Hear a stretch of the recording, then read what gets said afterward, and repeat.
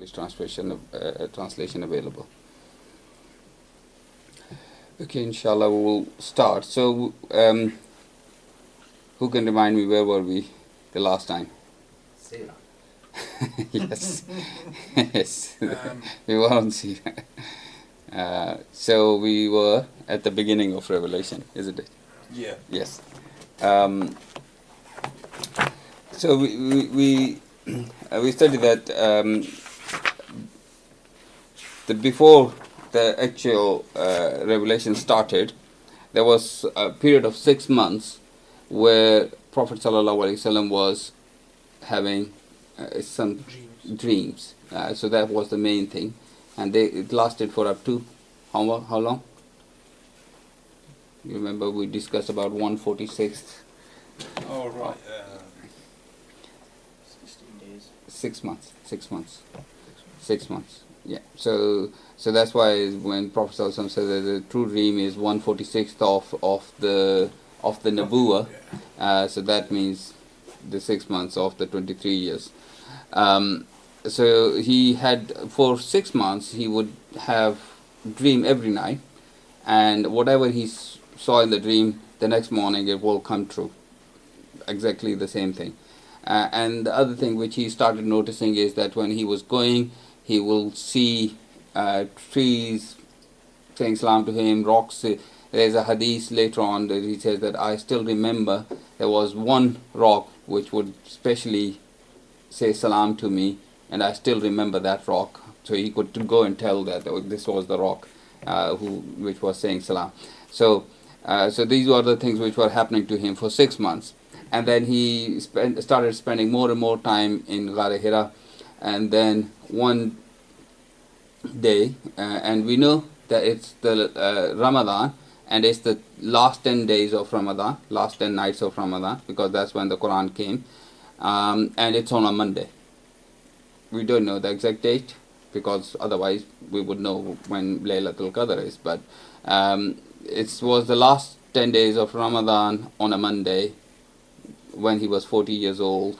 On Saturday, we discussed that he saw a light, heard a noise, but couldn't see anything. Then on Sunday, same thing happened. But on Monday, he saw the angel Jibril, who was not in his original form. He was like a human being. Human form.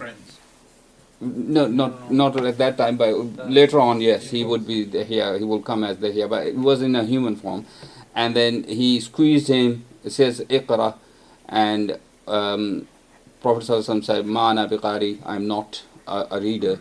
Then he squeezed him again, second time, really hard, to a point where Prophet ﷺ thought that he will actually pass out, he will die. He was such a tight squeeze. And then he said the same thing again, that I can't read. Third time he said Iqra, said Iqra bismi rabbikal ladhi khalaq, khalaqal insana min alaq, Iqra wa rabbukal akram, alladhi allama bil qalam, allama al insana ma lam ya'lam. And that's the first revelation. And then, sorry. It might be a silly question, but you say the Quran was revealed the last 10 days of Ramadan. So was Ramadan before Islam then? The month was there. The Ramadan was there. They were not fasting in it. Okay. The month of Ramadan was still there. The Arabs used to have the same months as we have now. Okay. So there's same names. So same 12 months they will have. But now we fast in the month of Ramadan after Islam. Okay. So there was no fasting before it. But the months are the same as they were before that. Ramadan before Islam?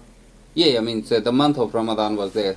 So you have to remember these are just the names of the months, like January, February. So Ramadan is not called Ramadan because of Siyam, because of the fasting. Oh, right. Okay. It's just a name. Oh. So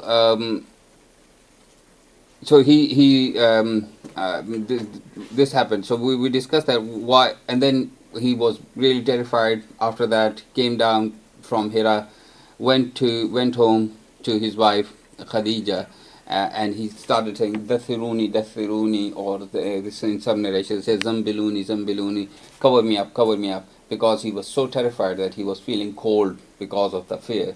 And so he said to cover me up, and then Khadija said, what happened? And he told the whole story, and as he said, that he said, I fear that something has happened to me, like I'm worried about my head, that am I losing my brain or something. And then the reply from the Khadija was, Kalla wallahu ma yahzik Allahu abdan, innaka la tasalirah wa tasduqul hadith wa tahmil kal wa taksibul ma'dum wa taghris zayf wa ta'yunu ala nawaibul haq. Never by Allah, Allah will never disgrace you. You keep good relations with your kin, help the poor and destitute, serve your guests generously, and assist the deserving calamity afflicted ones. So, because you have got all these good qualities, Khadija kind of consoled him, calmed him down, that Allah will never humiliate you. So don't worry, it is something good happening to you. Then Khadija knew that about Waraka ibn Nawfal. Do you remember Waraka ibn Nawfal? We discussed him at the very early lectures about the Hanifs. So which Hunafa, there were like some Hunafa who rejected idolatry even before Islam. Wasn't he the only one left?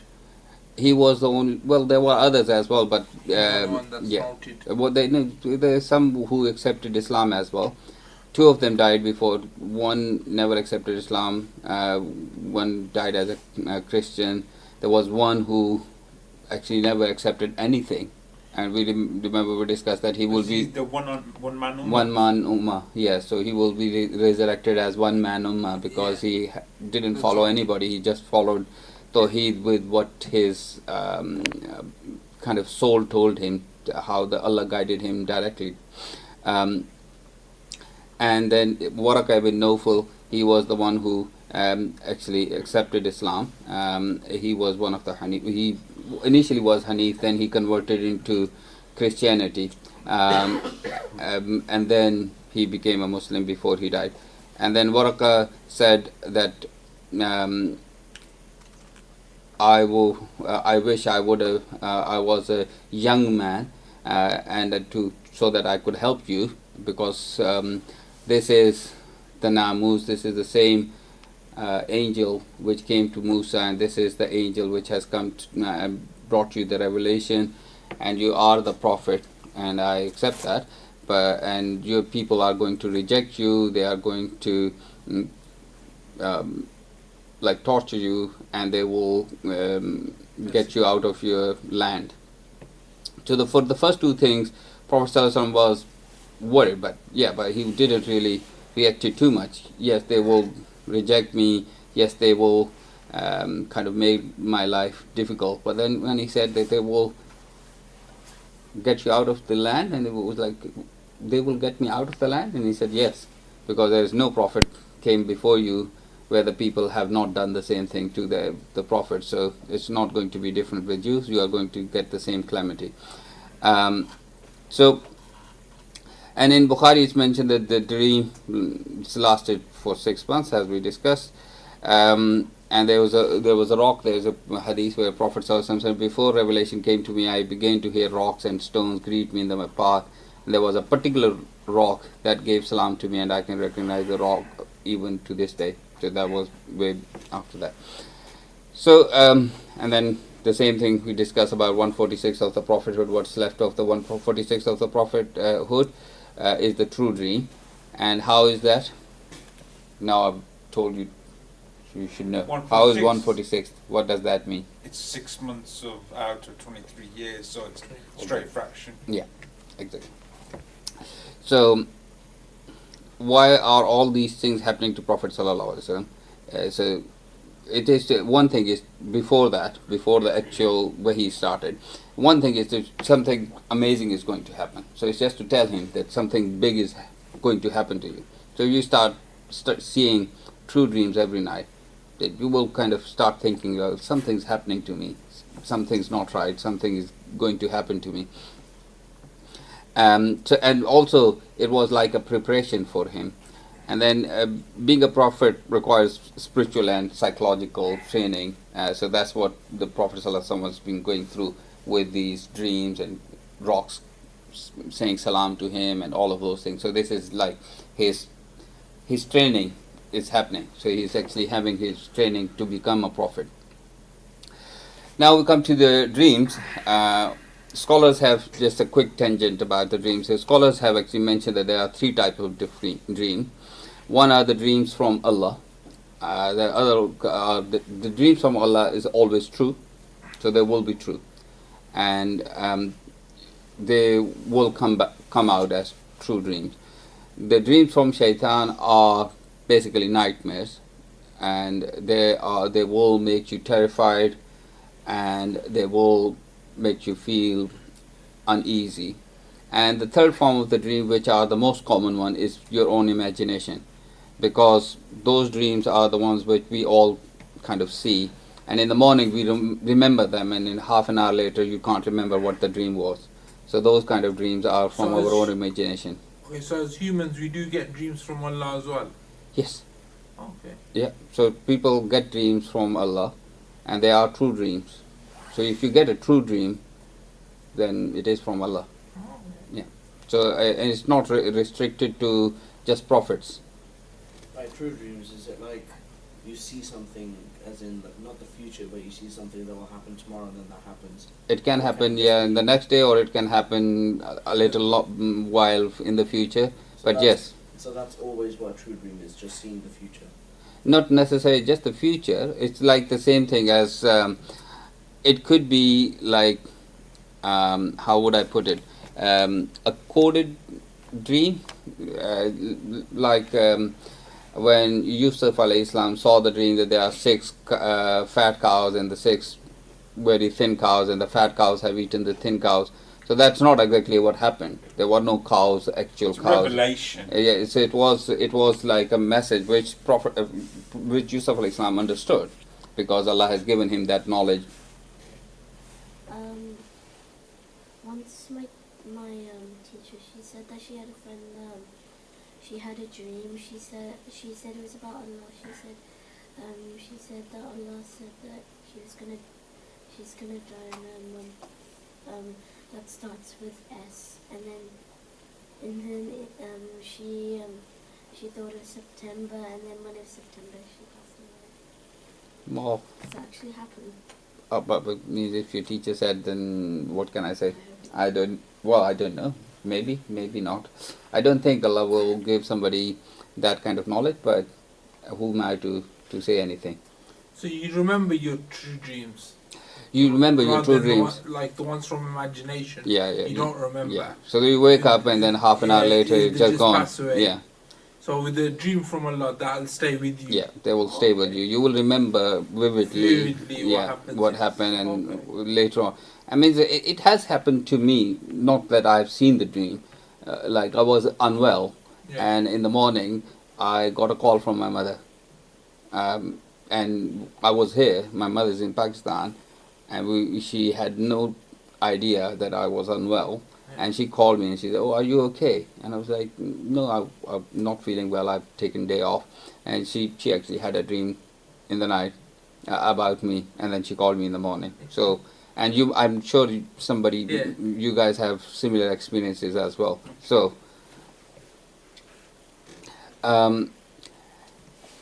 so wisdoms about the first incidents of the. I mean, we discussed that kind of briefly, that why the 3 squeezes. Some scholars say that it is to indicate that it's a real thing. It's like a pinching yourself. It's not a dream or anything. The second one is that Jibreel is indicating him that he will get a heavy message. And then the third thing was that he will get, there are like 3 big calamities is going to happen, 3 significant trials he will go through in his life, and one of them was the time of Hijrah, and the second one is when he was in Uhud and he was almost got killed, and the third one I think the third one was the other one. He said something in between. So, yeah, Not- means I not can't of remember. his sons is the second. Yeah, no, it's about him like physically being endangered. Can't remember the third one. Anyway, so yeah, three big trials. I can't remember which the third one was. Okay, I will remember and I will come back to you. So the significance of the first revelation itself, Iqra bismi rabbika alladhi khalaq. Iqra means read or recite, and is means the name. Rabbika, your Lord, alladhi khalaq, who has created you. So the word ba here, ba ismi.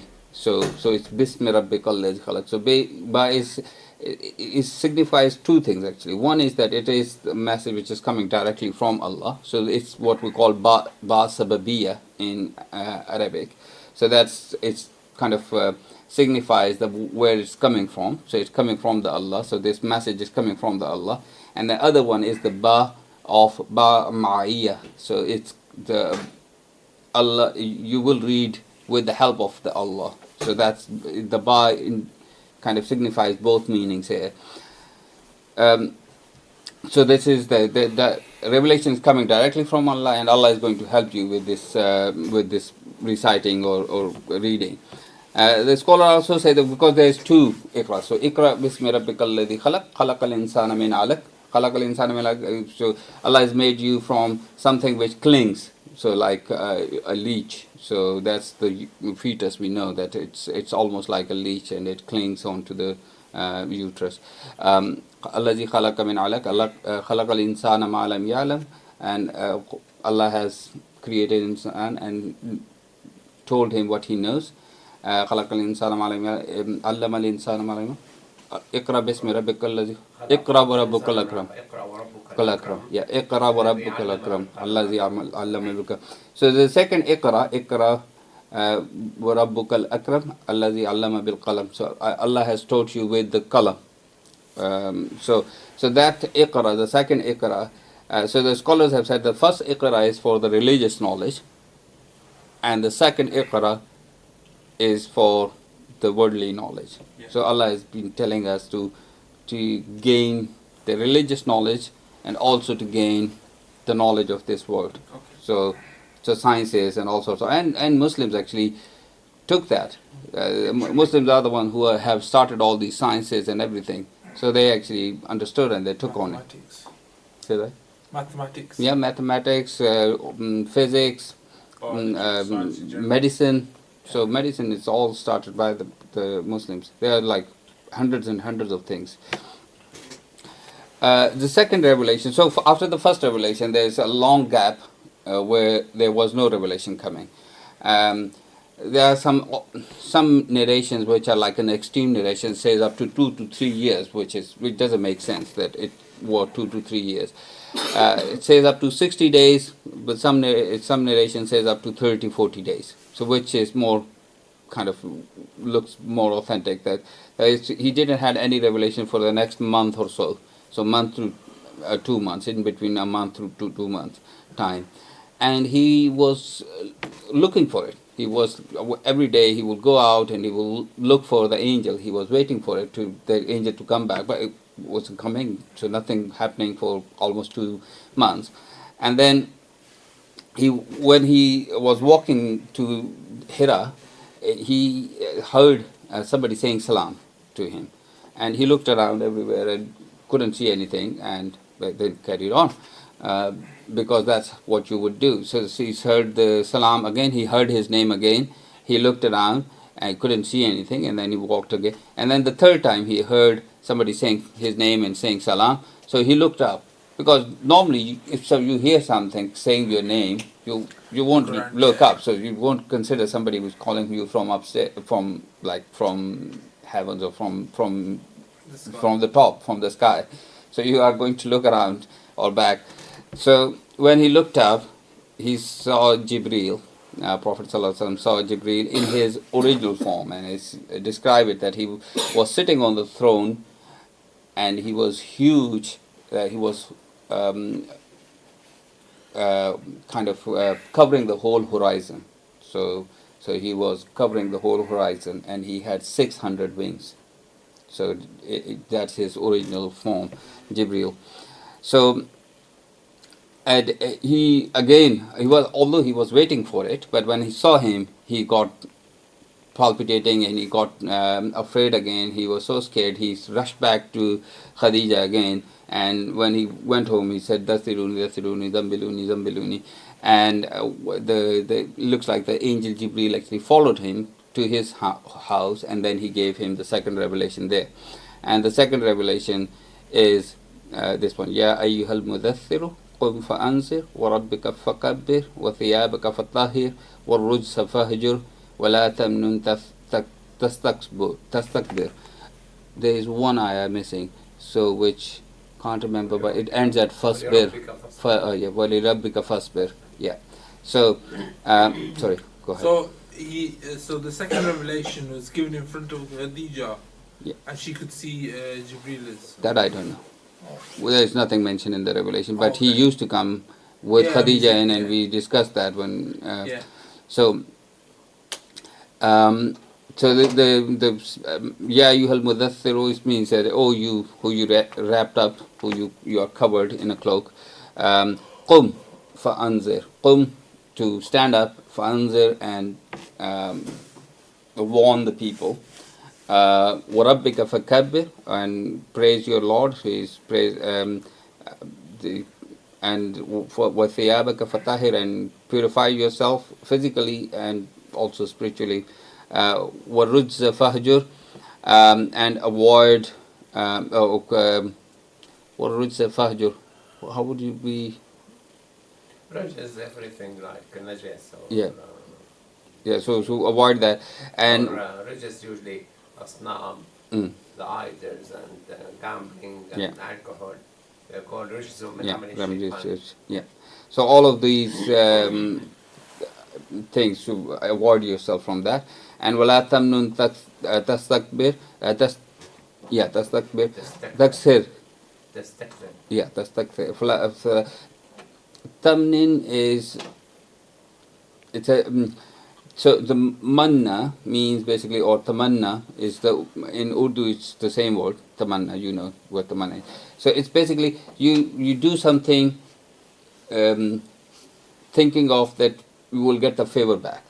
So if you do something if you do good to somebody with the mind that you will get the favor back, so that's tamanna, that's a manna. So Allah has told him, don't do that. So don't wait for. So you are doing good to people. Do it regardless. Yeah. So how it says, I can't remember. Darya mein dal wali. How would you? Expectations. Yeah. Don't remember to have any expectations. Don't ask for any Don't have any expectation. Don't ask for any favors back. Basically, and in the Quran it says that Allah said.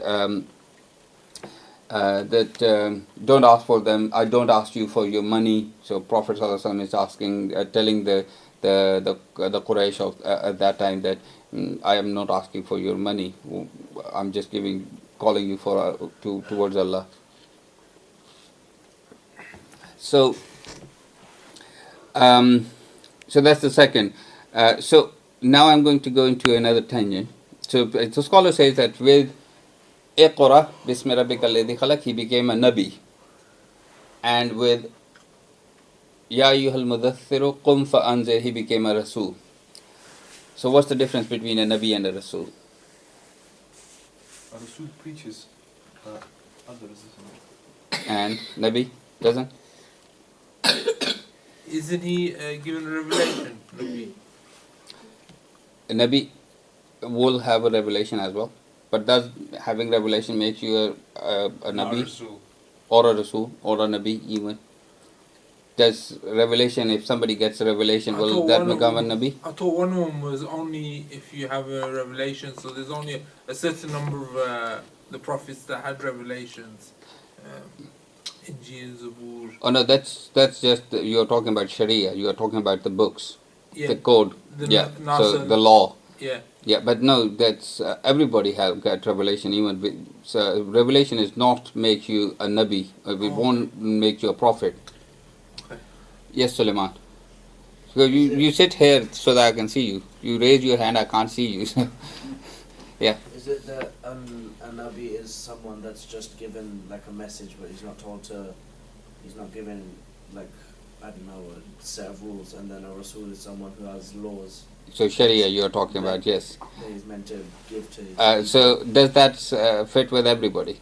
Does that let's see. Does that fit with everybody? Can you think of an example which doesn't fit with it? Adam, did he come with a Sharia or not? He was the first human being, so he must have come with a Sharia, isn't it? So Allah must have sent him with a set of rules. Was he a Nabi or a Rasul? No, he was a Nabi. Yes. So it doesn't fit. What you are saying is one opinion which people think, but it doesn't fit with all the data. Okay. So your answer is? So there are 4 opinions. Let's go one by one. Okay, so the types of revelation, we'll come back to it because I've gone into the tangent which I was supposed to. So let's take that. So are there any female prophets? No, there are no female prophets. Although there are some scholars, and I'm talking about big names, the classical scholars who have this thought that there are some prophets, female prophets. And Imam al-Hazm is one of the big names. He's an Andalusian scholar, and some others as well. But there's a if somebody can ask you why you say that there are no female prophets, or why can't there be female Men prophets? write history, so they may not have included them. No. Okay. No, because we know that from the prophets and from Allah Himself. So Allah won't bias any gender. So we know that. Yeah, but I'm talking about man. I'm not talking about obviously. Yeah. So there's a ayah in Quran which says, وَمَا أَرْسَلْنَاكَ مِنْ قَبْلِكَ إِلَّا رِجَالًا نُوحِيَ إِلَيْهِ مِنْ أَهْلِ الْقُرَى. So that means, so we haven't sent any Rusul, we haven't sent any messenger before you who was not a man. So his first is he needs to be a man. So Rijalan, and he was from Ahlul Qura. So he was from a city. He was man from a city. So there was no Rasul. Rasul never came as a Badwan, has never come as a Rasul. So all the Rasul has always come from big cities. So they were people of cities, people of civilization. Make sense? Yeah. So that's the ayah. So that's from this ayah we can say that there is no female Rasuls. But what about Nabi? So the scholars which actually are from the other side, they would say, yes, we agree that there are no Rasuls, female Rasul, but what about a Nabi? There could be a Nabi. But the thing is that we will see the most important example which could be a Nabi, what comes to your mind? Mary. Yeah. So mother of Isa, Maryam alayhi salam, and how is she described in Quran? As Siddiqa. So when Quran describes her as Siddiqa, not a Nabi. So Siddiq is one level behind the Prophet. So Abu Bakr is Siddiq, and so Siddiqeens are one level behind the Nabi. So they are not the Prophet. So the first group says that they are both same thing. So Nabi equals Rasul, Rasul equals Nabi. Yeah. The problem with that is the Quran has said, we have sent you before you Nabis and Rasuls. So that doesn't really fit with the eloquence of the Quran, because Quran would not say Nabi and Rasul if they are both the same things. And then there's a hadith which says that there are 124,000 prophets Allah sent, and out of those 300 and something were the Rasuls. So again, this 300 and something number is quite important, so it has got some significance. So that's the number of people of Badr, that's the number of the Rasul, that's the same number of people who came with the Jalut, so the people who crossed the river, the Jalut, so they have got the same number. So So there's some significance in this number, Allahu Alam. But it seems like it keeps coming back. How many names do we know of the 124,000 prophets? About 25 or so, which Quran has told us. Okay. So we know about 25 which are in the Quran, but So the it rest we doesn't don't know. specify the names, but it says there's this large number. Yeah, so 124,000 is been told in the hadith, so and we totally believe it because we believe that It's Prophet noted. Sallallahu Alaihi Wasallam- yeah, and 300 and something out of those are Rasul, but we don't know the names of all of them. Then what's the point of having so many? Because if there's only 300 that actually have like a message, then what are the other like 122 or something, 122,000 Yeah. doing? So let's go to the definition, and then hopefully you'll understand. So it's not that the Rasul is not. That's not my definition. That's you are saying that they are with the message. That are prophets, doesn't that mean they have a message? Well, But it's- Nabi and Rasul both have message, and they But- both preach. But the point is, you're right, if they were significant, why wouldn't we know them all now? But the point is, they might have been relevant at that point in time and not relevant now. No, we don't know even all the That's Rasuls. nothing. We don't know even all the Rasuls. Yeah, but that's what I'm saying. I think as time moved on, Yeah. Allah would have. It's like when we were ready for Prophet Muhammad, then that was revealed. Yeah, and And that, is the final testament. yeah, and the thing is that the Rasuls and the Nabis before Prophet Sallallahu Alaihi Wasallam, they were specific to one area or one nation. So okay, so one geographical area or one nation only. So Prophet Sallallahu Alaihi Wasallam is the first one who's a prophet for the whole of the world, All of mankind. all the mankind. So he's the first one who generalized a prophet for all mankind and jinn and everybody. And the testament's final. So Yeah, and the final. So he's the final prophet. So his message is going to carry on till the day of judgment, and we are supposed to be the bearer of that message. Allah accept our whatever efforts we are doing and make us do more. But we will be asked in the day of judgment that you were supposed to take on that message and carry on. And Allah save us from that day. I don't know what we will say, but that's what now our duty. So that's the thing. So we Prophet Sallallahu Alaihi Wasallam was the only one for the whole mankind. Before that, it was just for a nation. So at one time there could be many prophets, one for this nation, one for that nation, one for that nation. So Prophet Sallallahu Alaihi Wasallam is the first one who is in prophet for all of them. So there's one opinion is that it's synonyms, which doesn't fit because there are hadiths, there are in the Quran, they've been mentioned separately, so they are separate things. Then the second opinion is that a Nabi is one who inspired by Allah with the revelation but doesn't call to preach it. It doesn't fit again because even in the Quran about the scholars, it's been said that they will be punished on the day of judgment, the scholars who are not preaching it to others. So if the scholars are going to get punished, what about a prophet? So it can't really make sense that a prophet has been given a message and asked not to preach it. So that doesn't make sense. The third one is a Rasul is someone who has been given a new Sharia. That's the most common one. And to be honest, when I was a kid growing up, this is what we were taught as well. So again, but that doesn't fit with the data which we have got. So it doesn't fit with all the examples. So the next opinion, inshallah, which is the correct opinion, says the Rasul is being sent to a nation which is not, which is rejecting Allah. So they are they are against Him. So they were opposing. So all the messengers were sent to the people who were against them, and the Nabis were the ones who were sent. The people were already accepting them, so they were not against them. So a Rasul is someone who has a new message for people. Not necessarily. Not just some person who's going to a place who don't believe in Islam, or just a religion.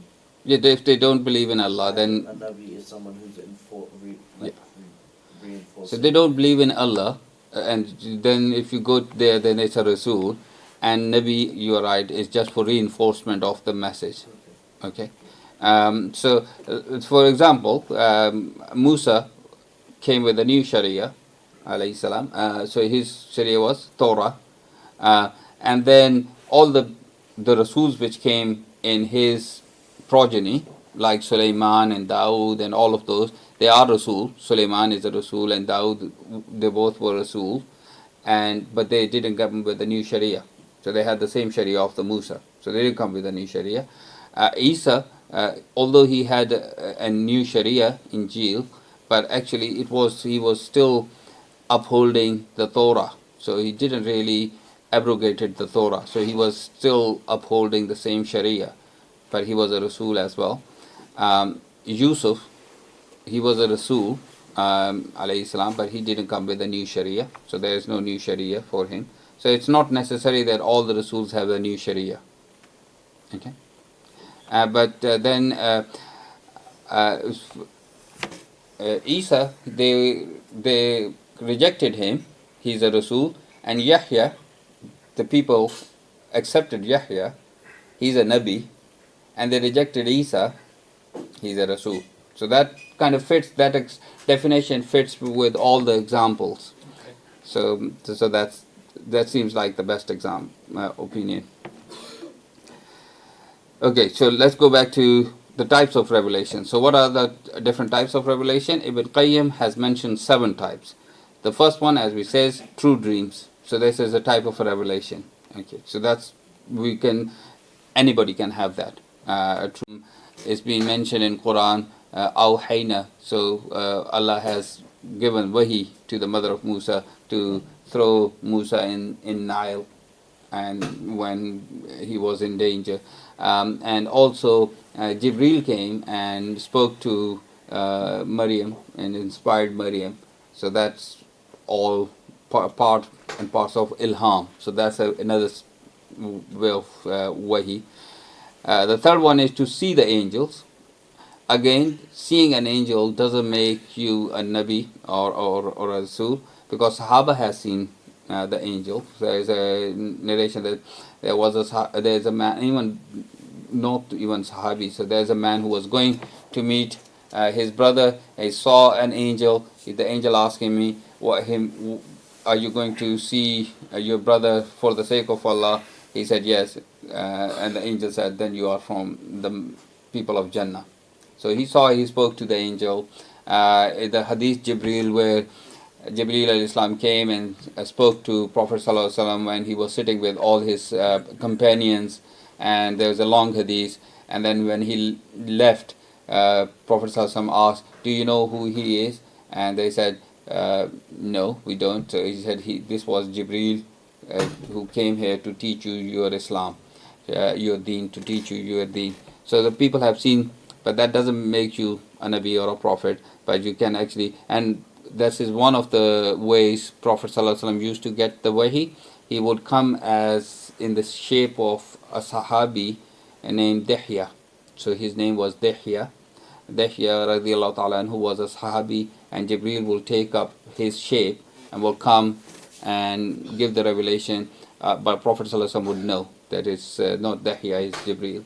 And then when there are narrations that Aisha radiallahu ta'ala anha asked, what did Dihya wanted from you?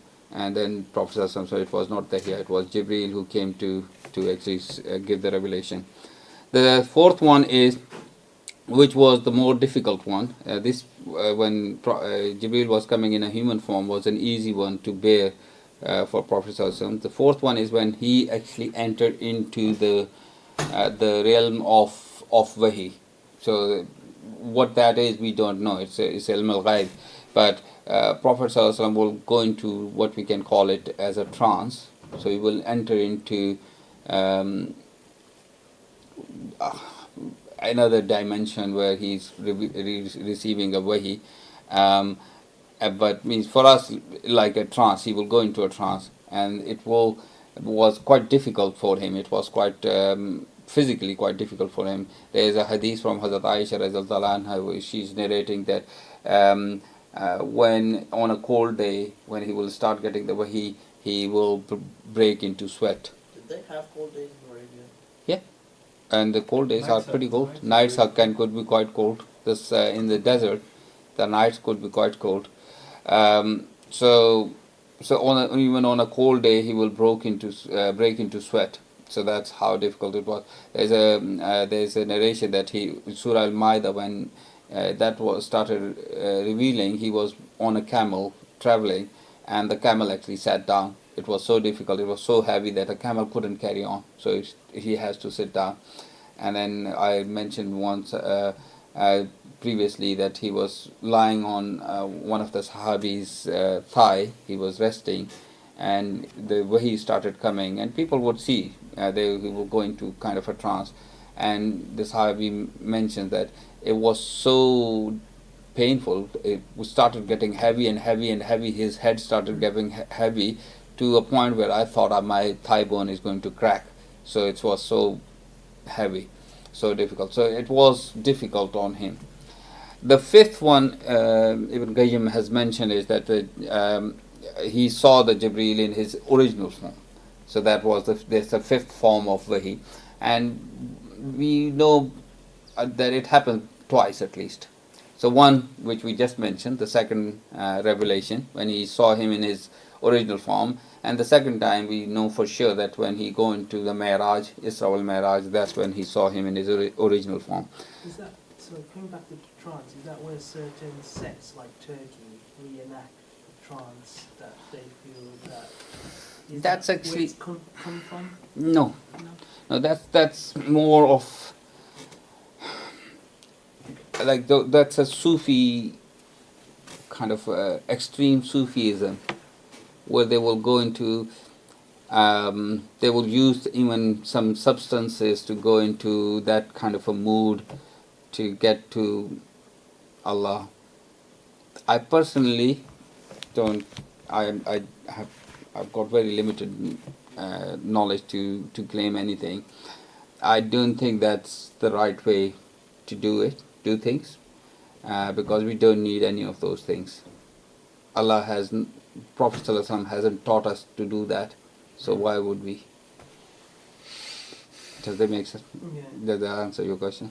Yeah, because I just thought Yeah. that are they reenacting what Prophet ﷺ No, you can't reenact having a wahi. Nobody can do that. So they can't be prophets. So yes, they can have wahi like ilham, that kind of a wahi, because that's a form of a wahi. But the wahi we are talking about is a wahi which the prophets are getting. So if they are thinking that they are going into trance to get that wahi, then they have got more bigger problems. So they need to. So Allah inspired him directly without the intermediary of the angels. So that's actually there are no. Yes, Ibn Qayyim has mentioned he's much more bigger scholar than me, so I would say okay, but I don't know of any examples. So I actually don't know if this is true or not, but Ibn Qayyim has mentioned, so I'm telling you. The highest form is when Allah is actually directly given him the revelation in front of him. He met him and given him, and that's one on Mi'raj. So the first one, when he received the message, we talk about the first batch of converts. Let's go back. You remember? We said that these are all first. In the end, we said these are all first. Oh, Khadija is one of them. So the first one is Khadija. Okay. First woman. Yeah. So we have discussed Khadija in detail. So I'm not going to go into the detail of all the blessings of Khadija. So the second one, where did Khadija took him? We discussed that. Waraka ibn Nawfal. First man. Yeah. So Waraka ibn Nawfal is Khadija's cousin. He's the first one to accept Islam. Way down the line, some relatives of Waraka said that he, when he went to Mi'raj and came back, so what happened to Waraka, and Prophet ﷺ said that he, when I saw Waraka in Jannah, he was given really nice robes and he had 2 Jannahs. So he's in Jannah, we know for sure. because Prophet ﷺ has told us. What if we know for the one man Umar, was that someone else? No. Yeah, someone- That's was somebody else. Yeah. So who's the other one? Abu Bakr. Yeah. So Abu Bakr, radiallahu ta'ala anhu. So he's the third one, because Abu Bakr. What to say about Abu Bakr? There's the seerah is filled with it. We will say a lot, but just few things. Abu Bakr is the closest friend. He's the Quran has mentioned sahibihi for him, sahibihi. That means he's the only sahabi which is being affirmed by Allah Himself, because Allah has called him sahabi in the Quran. So he's that sahabi, and he's been mentioned in Quran not directly, but as a reference, Thani Ithnain. So Thani Ithnain Ilahuma Fiqa. So that's Abu Bakr when he was in Ghar Thawr with him. Once there was a fight between argument between Hazrat Umar and Abu Bakr, and Abu Bakr said to him to then the fight happened. Then they left, and then Abu Bakr Siddiq thought, oh, I shouldn't have done that. I should go and apologize to him. So he went back to Umar and said, can you please forgive me? And Umar was very angry. He said, I'm not forgiving you. So I'm not forgiving you. So he left, and Abu Bakr went back to Prophet ﷺ and told him that. And in the meanwhile, Umar thought, I shouldn't have done that. He was asking me for forgiveness. I should have forgiven him. So he went back to find Abu Bakr, and he saw him standing with Prophet ﷺ. They were talking, and Prophet ﷺ, as soon as he saw Umar, and Umar, we know what a big sahabi he is, but Prophet ﷺ got really angry that, why don't you leave my companion alone? Why don't you leave my companion alone? When I came with the Quran, I came with the revelation, all of you rejected me, but he was the one who said that I'm telling the truth. So that's what Abu Bakr is. He straight away accepted Islam, and as soon as Prophet ﷺ said. And then Ali is the next one, and he's basically, Ali Razal is his cousin. He's son of Abu Talib, who actually raised him. He kind of looked after Prophet ﷺ after Abdul Muttalib died. And we discussed that he was very poor, and when Prophet ﷺ grew up and he had some money, he adopted Ali Razal, who's one of the sons of his uncle, and he was living with him, so he was basically growing up in his household, so he accepted Islam straight away. So that's the... Sorry. Zayd as well? And Zayd, who was his adopted son. Yeah. So these are the first one, and Zayd, we discussed the whole thing about Zayd, so I'm not going to go into that detail. So the next batch is all accepted Islam on the hands of Abu Bakr. Okay. So the next batch is all accepted Islam on the hands of Abu Bakr. So Sa'd ibn Waqqas is the youngest of them. Sa'd ibn Waqqas is one of the noblemen. Just a few things about him, that when he accepted Islam, his mother initially forced him, locked him up, and physically tortured him, and then he said he obviously didn't left Islam, and then she started doing the emotional blackmail, that I'm going to stop eating, and I'm not going to eat or drink anything, and I'm going to die if you don't reject Islam. And Sa'd ibn Waqqas, after a few days, he said, look, my mother, if Allah gave me 100 lives, and in every life I have to see you wither away and die, I'm still not going to leave Islam. So she understood that, okay, he's properly convicted, so he's not going to leave Islam. So she started eating. And Uthman ibn Affan is, we all know, he's the grand son-in-law of Prophet ﷺ. He married two of his daughters, that's why he's known as Dhun Nurayn, and he was one of the richest man, and he gave so much financial help to Islam. He's third Khalifa. So after Abu Bakr and Umar, Uthman is the third Khalifa. Zubayr ibn al-Awwam, he's another one, he's of the cousins of Prophet ﷺ from his mother's side. So it's not his mother's, but his father's sister, Safiya. his Safiya's son, Zubair ibn al-Awwam.